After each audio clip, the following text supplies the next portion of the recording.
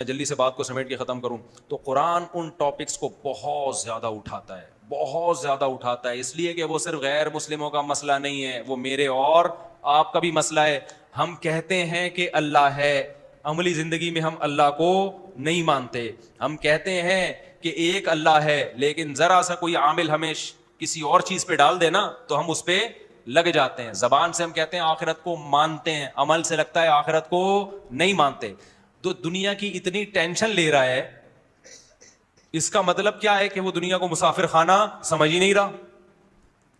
وہ سمجھ رہا ہے مرنے کے بعد میں زندگی کیا ہو جائے گی۔ مجھے ایک بات بتاؤ، ابو طلحہ انصاری رضی اللہ تعالیٰ عنہ کو نبی نے بتایا کہ لن تنالوا البر حتى تنفقوا مما تحبون، قرآن میں یہ آیت نازل ہوئی ہے کہ نیکی کی حقیقت کو اس وقت تک نہیں پہنچ سکتے جب تک محبوب چیز صدقہ نہ کرو۔ وہ لوگ سمجھتے تھے کہ جنت برحق ہے، ہم اللہ کو کچھ دیں گے تو اللہ آخرت میں بڑھا چڑھا کے دے گا۔ حضرت ابو طلحہ یہ آیت نازل ہونے کے بعد آئے، عرض کیا یا رسول اللہ، اللہ نے فرمایا میرا پورا باغ صدقہ۔ یار کہ کسی میں جگر ہے آج؟ باغ سورس آف انکم تھا، سمجھ رہے ہو، پراپرٹی تھی۔ کیا تھی؟ پراپرٹی۔ صدقہ کرنا آسان کام نہیں ہوتا۔ وہ لوگ تو کر لیتے ہیں، خربوں کی جائیدادیں ہیں تو چلو ایک پلاٹ مدرسہ کے لیے 120 گز کا، وہ تو کر لیتے ہیں۔ جن کی پراپرٹی اتنی سی ہو، وہ اتنا بڑا باغ آ کے صدقہ کر رہے ہو، تو نبی نے کیا فرمایا؟ بخن بخن واہ واہ ذاک مال رابح، فرمایا تو بڑا قیمتی مال ہے۔ اور ہمارے نبی کا بھی آخرت پر ایمان تھا نا، ظاہر ہے آپ تو ایمان لوگوں کے دلوں میں ڈال رہے تھے۔ ہمارے نبی نے بھی ان کو حکم کیا دیا اپنے چچازاد بھائیوں کو دے دو۔ آپ مجھے ایک بات بتاؤ، کوئی بندہ میرا مرید ہو، ابو طلحہ انصاری نبی کے لیے میدان میں گردن کٹانے کے لیے تیار تھے یا نہیں تھے؟ تو جو گردن کٹانے کے لیے تیار ہو وہ پیر و مرشد کو ہدیہ دینے پہ راضی نہیں ہوگا؟ یار مجھے ایک بات بتاؤ، میرا ایک مرید ہے، مجھے پتا ہے میں اس کو بولوں یہ رات ہے دن نہیں ہے، وہ مان لے گا، اتنی عقیدت ہے اس کے دل میں۔ میں اس کو بولوں یہ دن ہے رات نہیں ہے، یہ مان لے گا۔ میں اس کو بولوں جا وہاں گردن کٹا کے آ جائے، یہ کٹا دے گا۔ اس کو مجھ پر اتنا یقین ہے۔ آپ بتاؤ میں اگر اسے اپنے لیے کیش کرانا چاہوں کتنی آسانی سے ہوگا کہ نہیں ہوگا؟ وہ ڈالر کی بریف کیس بھر کے لایا میرے پاس۔ مرید ایسا ہے کہ میں جو بولوں وہ ایمان لا چکے، صحابہ تو ایمان لا چکے تھے نا نبی پر۔ جس کو نبی کہہ دیا اس کا مطلب نبی نے اگر کہہ دیا نا دن نہیں ہے رات ہے، تو دن کو کیا ماننا پڑے گا؟ رات ماننا پڑے گا۔ اتنی عقیدت ان کے دلوں میں۔ اب بتاؤ میرے کسی مرید کے دل میں میری اتنی عقیدت ہو، اور میرے گھر بھی زیادہ ہوں اور کھانے کو روٹی بھی نہ ہو۔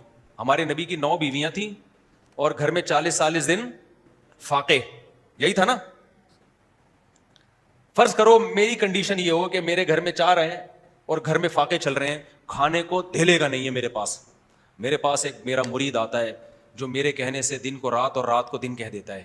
میں اس کو بولوں جا ٹرک کے نیچے آ جا، مار لے اپنے آپ کو، قتل کر دے، وہ اس کے لیے بھی تیار ہے۔ میں اس کو بولوں جا فلاں جگہ جا کے گردن کاٹ دے، وہ اس کے لیے تیار ہے۔ اب وہ ڈالر کی پوری بریف کیس بھر کے لایا اور کہنے لگا اللہ نے کہا ہے کہ اللہ چاہتا ہے کہ بہترین مال اللہ کی راہ میں نکالو، تو آپ بتائیں میں کیا کروں، آپ کی خدمت میں، آپ کے حوالے، آپ جو کہیں گے وہ ہوگا۔ میرے دل میں ذرا سی بھی لالچ ہوگی نا، اور مجھے اپنی باتوں پہ خود اگر مجھے یقین نہیں ہوگا، میں جنت کے فضائل صبح شام سنا رہا ہوں گا، لیکن میرے دل میں ذرا سا چور ہوگا، پتہ نہیں یار ہے بھی کہ نہیں ہے۔ یار میں ان کو بتا تو رہا ہوں کہ جنت بہت زبردست چیز ہے، ایسا نہ ہو کہ ذرا سا بھی چور ہوگا نا میرے دل میں، میں کہوں گا یار پیسے کمانے کا اس سے بہتر آپشن مجھے اب دوبارہ نہیں۔ میں کہوں گا بھائی مجھے دے دو، کیونکہ شیخ و مرشد کو پیسے دینے سے اللہ بہت خوش ہوتا ہے۔ جبکہ شیخ و مرشد کے گھر میں فاقے چل رہے ہوں، اور شیخ و مرشد جو ہے جس نے تمہیں ہدایت دی ہو، اس پہ خرچ کرنے کا جو ثواب ہے نا، او ہو کہیں بھی نہیں۔ اور مجھے یقین ہے پوری بریف کیس پکڑا کے چلا جائے گا، پوچھے گا بھی نہیں۔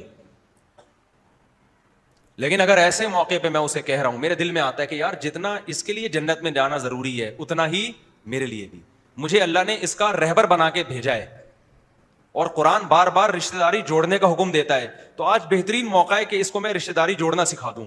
تو میں کہوں گا اپنے چچازاد بھائیوں کو دے دو جا کے، تاکہ تمہیں پتہ چلے اسلام میں رشتوں کی کتنی ویلیو ہے۔ خدا کی قسم محمد صلی اللہ علیہ وسلم نے جو 23 سال میں انقلاب دنیا میں لے کر آئے ہیں نا، یہ سیرت تھی نبی کی، جس کو دیکھ کے صحابہ کرام نے ایسی آگ بھری ہے، ان کو یقین آ گیا کہ واقعی جنت برحق ہے۔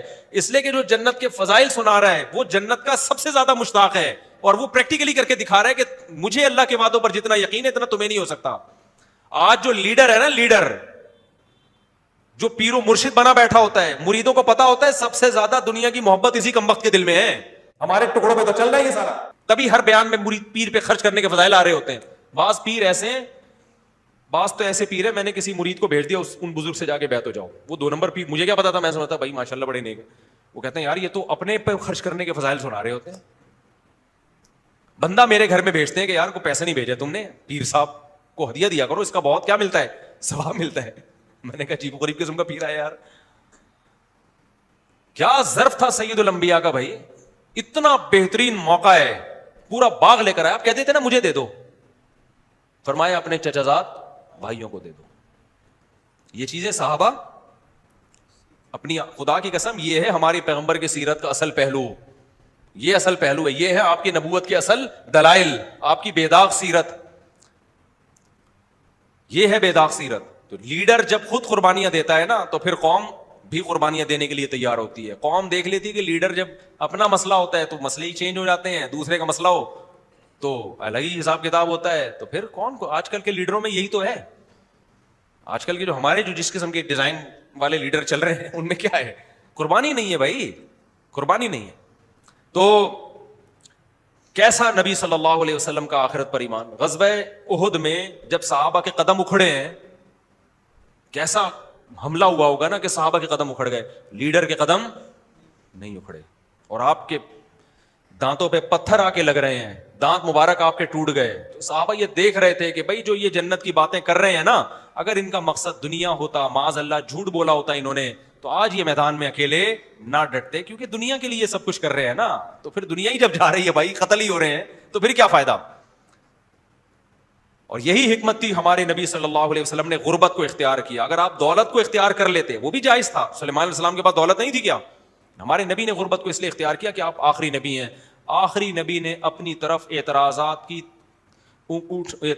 جو انگلیاں تھیں نا, جو آپ کی طرف اٹھ سکتی تھیں, ان تمام اٹھنے والی انگلیوں کا راستہ بند کر دیا. ایسی سیرت کے کوئی اعتراض کر ہی نہ سکے آپ کے اوپر کسی بھی طرح سے, ورنہ آپ دولت بھی تو رکھ سکتے تھے, اللہ نے اختیار دیا تھا آپ کو, اور جائز بھی تھا. صحابہ کرام نے دولت نہیں رکھی, دولت بری چیز ہوتی تو ہمارے نبی صحابہ کو رکھنے دیتے, خود نہیں رکھی. فرمایا فاقوں میں ہی رہوں گا میں, تاکہ کوئی انگلی نہ اٹھا سکے کہ یہ سارا معاذ اللہ آپ نے سیٹ اپ بنایا تھا دنیا کمانے کے لیے.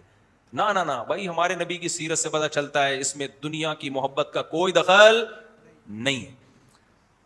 ایک اور میں مثال دے کے, ابھی اذان کا ٹائم ہو رہا ہے, میں جلدی سے مثال دے دوں. آپ مجھے بتاؤ, میں اگر کہیں پڑا ہوا ہوں غربت میں, میرے مریدین آئیں اور دیکھیں کہ استاد جی کو تو ہم سمجھتے تھے لینڈ کروزر میں گھوم رہے ہیں, میں سمجھتے تھے ریوو میں گھوم رہے ہیں, اور یہ آج استاد جی کے گھر میں آئے تو نہ بیٹھنے کے لیے صوفہ, نہ چارپائی, کھجور کی چٹائی پہ استاد محترم بنیان پہن کے لیٹے ہوئے ہیں, اور استاد جی کے جسم پہ اتنے نشانات, پیر و مرشد کے جسم پہ. تو میرا کوئی مرید آئے اور کہے ہائے استاد جی آپ کی یہ حالت, تو میں کیا کہوں گا, بہترین موقع ملا ہے, مرید بھی کروڑ پتی ہو, تو میں کہوں گا یار میرا اسٹائل ہی ہوگا, کیا کریں یار, بس اصل میں بس اسی میں خوش ہیں, اللہ نے دیا ہوا ہے, کیا کہ لوگوں کے سامنے بات تو نہیں پھیلائیں گے نا.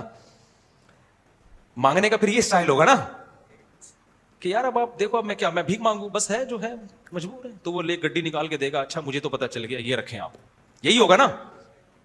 ہمارے نبی کے ساتھ ایسا نہیں ہوا. حضرت عمر نے جب نبی کو دیکھا کہ گھر میں تو کچھ بھی نہیں ہے, تو ہمارے نبی کہہ سکتے تھے کہ عمر میں لوگوں کو اپنی حالت کیا بتاؤں بھائی, کچھ بھی نہیں ہے, مجبوری میں اب گزارا کر رہے ہیں, میں لوگوں کو منع کرتا ہوں بھیک نہ مانگو, لوگوں کے سے ہاتھ نہ پھیلاؤ, اللہ سے مانگو. تو میں اب کیا, میں بھی تو اللہ سے مانگوں گا. تو حضرت عمر جاتے, ابو بکر عثمان کو لے کے آتے, بھائی اب تعاون کریں.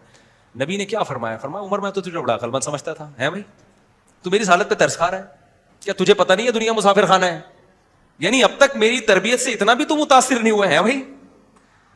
ایک بات کب سے سمجھا رہا ہوں, مسافر خانہ ہے, مر کے یہاں سے جانا ہے, تو عمر تجھ میں تو مجھے پہ ترس کیوں آ رہا ہے, آخرت ہے بھائی ہمارے لیے. اگر یہ سوچ کے ترس کھاتا ہے کہ کتنی آزمائشیں نبی پر آئیں گی, سمجھ میں آتا ہے بھائی اس پہ کہ میرے پاس پیسہ نہیں ہے, اس پہ تم مجھ پہ ترس کھا رہے ہو. عمر تجھ سے یہ توقع نہیں تھی. یہ اس کی علامت ہے کہ بھائی جو پیغام لے کر آئے ہیں نا اس پہ قائم ہے. سمجھتے نہیں ہو بات کو, جب نہیں پڑھو گے رات کو تو نہیں سمجھو گے. اللہ تعالیٰ